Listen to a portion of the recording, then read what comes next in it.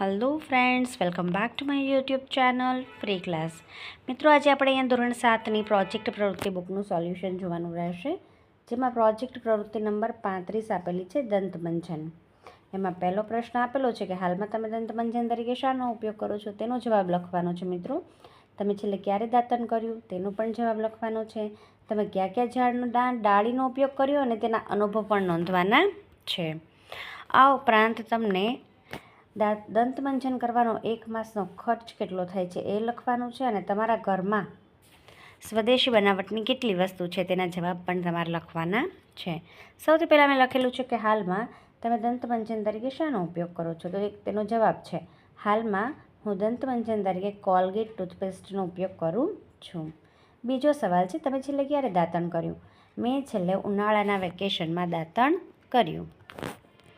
તમે કયા કયા ઝાડના ડાળીનો દાંતણ તરીકે ઉપયોગ કર્યા છે તેનો અનુભવ લખો.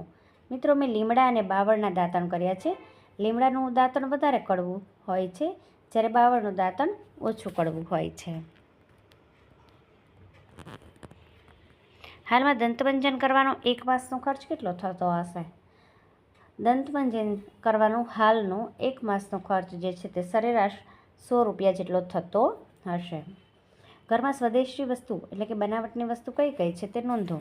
તેનો જવાબ લખ્યો છે મિત્રો મેં કે મારા ઘરમાં મોટા ભાગની વસ્તુઓ સ્વદેશી બનાવટની જ છે, જેમ કે MDHનો રજવાડી ગરમ મસાલો, ટાટા ટી એટલે કે ચાની ભૂકી, અમૂલનું દૂધ, પતંજલિનું હેર ઓઇલ, પતંજલિનું શેમ્પૂ, ક્લાસમેટની રફનોટ, સંતૂર સાબુ અને અમારા જ ગામના ખેડૂત પાસેથી ખરીદેલા અનાજ અને કઠોળ, ઘઉં, બાજરો, ચોખા અને વિવિધ કઠોળ તેમજ તલ વગેરે જેવી વસ્તુઓ સ્વદેશી બનાવટની છે. આ સિવાય તમે જે કંઈ પણ વસ્તુ તમારા ઘરમાં સ્વદેશી બનાવટની હોય તે તમે લખી શકો છો. મિત્રો, અહીંયા પ્રોજેક્ટ પ્રવૃત્તિ પૂર્ણ થાય છે. હવે ફરી મળીશું નવા વિડીયોમાં.